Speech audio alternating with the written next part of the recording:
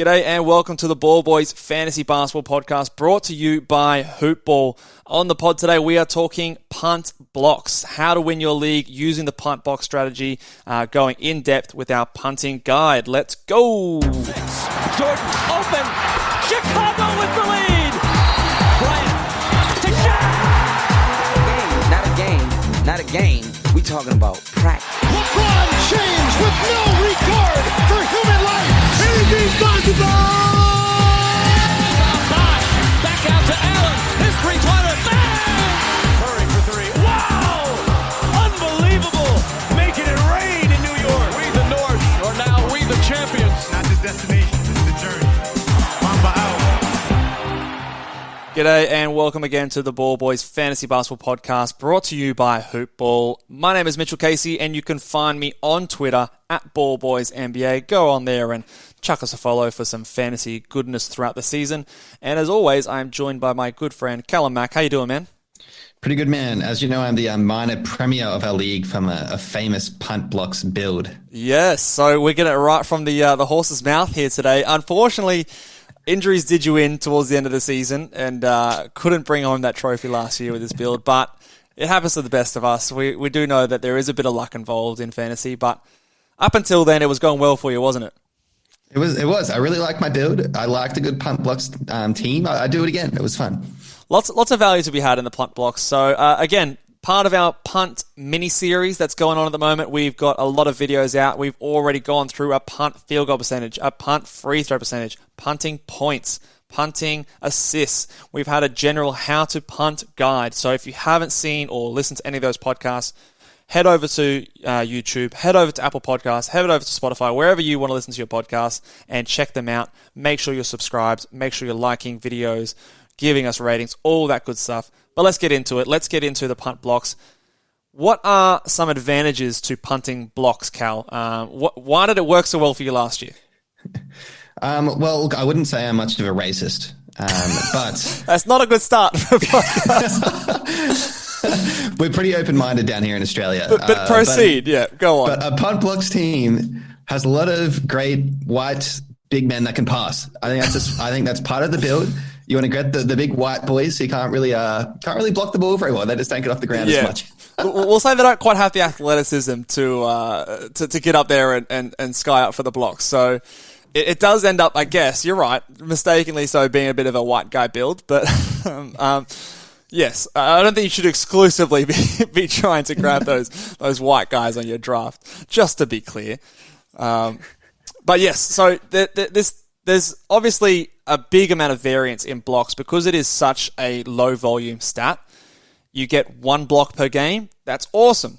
You get half a block a game, that's crap. Do you know what I mean? So there's a little bit of a window between the elite players compared to someone like the points category. You either score 30 points a night or you score 15. There's not many nights that Giannis or James Harden are going for 10 or 15 points. But there are nights that Rudy Gobert might not block a shot and he gets no value in that category. So for that reason, we're not relying on those high variance swings and we're protecting ourselves from that variation, statistically speaking. So that is a reason that I do like this as a punt build. You are protecting yourself from variation naturally. Any other sort of things that we want to talk about in terms of advantages to punting the blocks here, Cal? I feel like the punt blocks, in terms of advantages, it's pretty fun. That's all I'll say. I don't mind it. You can get some good big men that are fun to have in your team. So I'll end it at that. Yeah, it is fun. There are good creative big guys. Talking about your Jokic's, your Sabonis's. I will also say that blocks just naturally seem to be they're like concentrated in a few players. So if you miss out on a player like Anthony Davis or a player like Rudy Gobert or Clint Capella, most of the blocks are already gone. Yes, you can get a few guys that get one block a game or 1.2 blocks a game, but those Miles Turner is another one. If you miss out on those players, it's really hard to come back and be competitive in that category against teams that have those players. So if you don't get those players, why don't just forget about it and don't worry about blocks at all and concentrate all your concern on other things that you can be good at. So another good reason to punt the blocks category. let's go into the players who benefit the most from this build. Obviously, most guards is a blanket statement. It goes without saying. There are a few guards, like your James Hardens, surprisingly like a Van Vliet, who get nearly a block a game. However, let's talk about some big guys, Cal. Your strategy and color thing that you were going to look at will highlight here, because there are a few names that we can talk about here in the big guy category. Hit us away with a few punt block bigs. The main guys are definitely your Nikola Jokic, your Vucevic, your Julius Randle, and your Domantas Sabonis. Yeah. They're all, look, great field goal as well. Like they really rise you in a lot of categories. They're great picks that, like, when you get them in the third and fourth rounds, second rounds, like maybe for Vucevic, but in the third and fourth rounds, you really want to be snatching up a couple of those guys. Yeah. So a lot of those guys give you good assists from the center position, good threes in a few of them as well, good points, obviously, in all of them. Some of them have good field goal percentages, and some of them don't, a la Julius Randle. Most of them have good free throw percentages. Some of them don't. Sabonis. But all of them are higher valued players because they don't block shots, but they do a lot else. So a lot of those European big guys do seem to come into play here. And I will highlight a few other wings that get a boost in blocks. Naturally, Chris Middleton, Jimmy Butler, Paul George, Jason Tatum, Brandon Ingram, just to name a few. But there are, of course, lots more. What would we normally pair a block punt build with in terms of other categories, Cal? I don't mind us going the straight punt. It still is pretty strong. That's what made my team pretty good. If you're going to pair it with something, it probably, look, it always comes down to that first pick and what you're going to do. You can go with a field goal and blocks punt. Yep. You can go with a blocks and rebounds punt is probably the two most obvious to me. Yep. I would agree. I think I personally like the field goal percentage one a little bit better. I like to punt percentages. I think you get the most amount of value. So blocks and field goal percentage is the classic. Say you get someone like a Steph Curry or a Damian Lillard in the first round. It's the easiest thing. That's their biggest weaknesses. You just turn off those categories. You don't worry about it, and see you later. In the case of a Nikola Jokic, maybe you want to look after that field goal percentage because that is one of his biggest strengths. So you might, like you said, like what you did last year, just punt blocks. Try and get 7 or 8 other categories going on there. I naturally always punt turnovers as well. And if you really want to, we've talked a bit about this in the field goal percentage one, but you could go at blocks, rebounds, field goal percentage, and turnovers punt, and just get all the guard stats, get your assists, get your threes, get your steals, get your points, get your free throw percentage, and just be really strong in those 5 categories. A very, very good strategy. Sometimes hard to, a little bit riskier than looking after 6 categories or more, but something that can be very hard to beat when done correctly, especially in a competitive league. Let's go into some pitfalls and traps of the punt block strategy. What are some traps that you want to avoid in this punt build, Cal?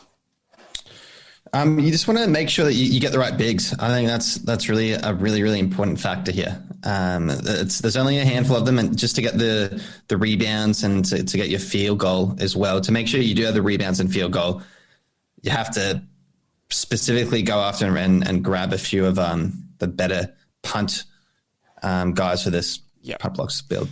Yeah, a common theme in a lot of our punt guide videos and podcasts is that you always got to look after your positional scarcity in terms of reaching for the bigs in like a naturally guard-orientated build is necessary because you want to still have players who are on your ground or on your court, I should say, that are contributing in the categories that you care about.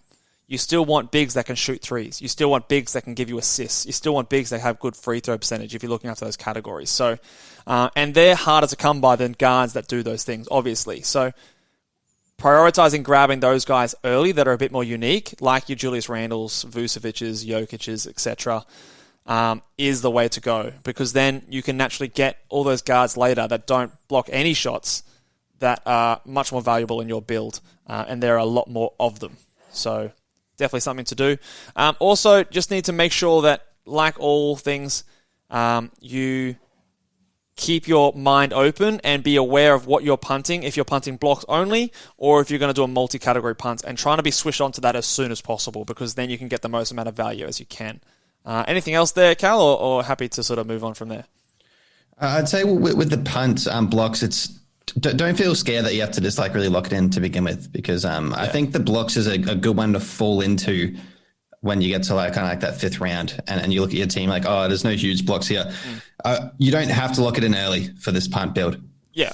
And like we said, just because you're doing a punt blocks build doesn't mean that you have to avoid blocks like the play. You can still get someone like a Jaren Jackson Jr. or something, for example, because he gives you good threes. He gives you good free throw percentage, gives you good points. So don't have to avoid it like the plague. It's just something that you don't give a shit about.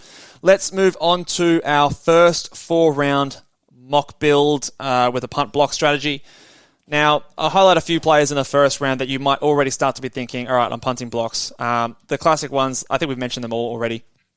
Nikola Jokic, Steph Curry, Damian Lillard. Anyone else in that category or in that first round that you might also start to consider punting blocks, Cal?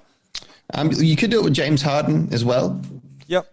If you're in the later end of the first round, you could do it, like, let's say you had the 12th pick, you could do it with a Bradley Beal or a Paul George, depends how deep your league is. Yep, I like those ones. I think James Harden, though, is sneaky good at blocks, and he never really gets credit for that. So I do like having... I don't necessarily...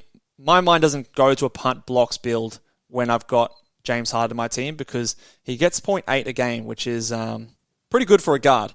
And if you follow that up with someone with some good blocks on the other way around, you can be pretty formidable in that category. But yeah, I like what you said with Bradley Beal. Jason Tatum, I'll throw out there as well, who, only half a block a game for a power forward player. Not that good. So that is someone who I would also consider as well. Let's go on to the second round. A couple of names we've already mentioned here. I would be very happy to go with a Vucevic or a Julius Randle in this range. And then you've got a few other guards. Who would you like to take in the second round if you're in this kind of build here, Cal? Yeah, you could definitely swipe a guard, especially if you got a big to begin with. But you might be going back-to-back guards in the first and second round. You have to be open to that, and then potentially try and get some of the bigs, your Sabonis, your Randalls later on. But look, if you can get Randall now, go for it. You can get a Freddie Van Fleet. You can get a Trae Young. Works pretty well. If Tatum pulls this slow, you get to get him. Chris Paul, you're probably reaching. He's probably in the third round. I think he's the third round. Starting to consider it.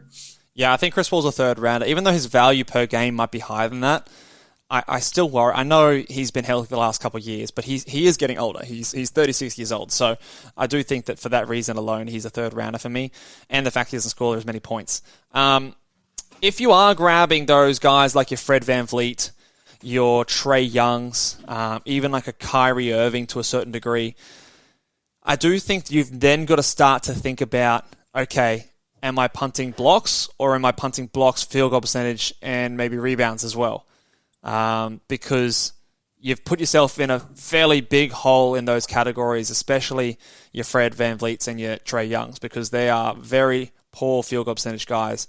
And as soon as you punt the field goal percentage, their value is boosted a fair bit. So if you start a draft with, say, a Damian Lillard, and on the way back you get a Trae Young, well, excellent. You've started with great threes. You've started with great assists. You've started with great free throw percentage, excellent free throw percentage, but you're in a huge hole in blocks. You're in a huge hole in rebounds and field goal percentage. So you're going to probably have to punt at least two of those categories, I would say.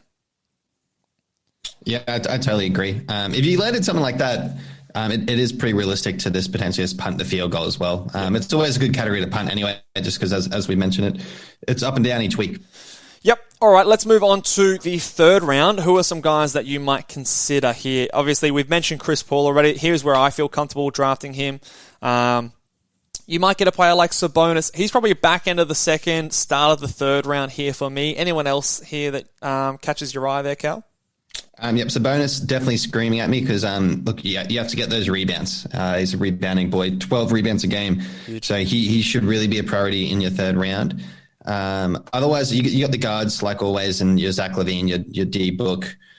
Chris Paul, as we mentioned before, if you can get him in the third round, it's always great value. Yeah, shout out to LaMelo Ball as a ball boy. I feel like we have to mention one of the ball boys in every podcast. So I think he's a third round player, probably more so than a second round player, although sometimes the hype of a player like him can push him into the second round. So I don't think he's a second-round player personally because of the percentages are a bit of an issue.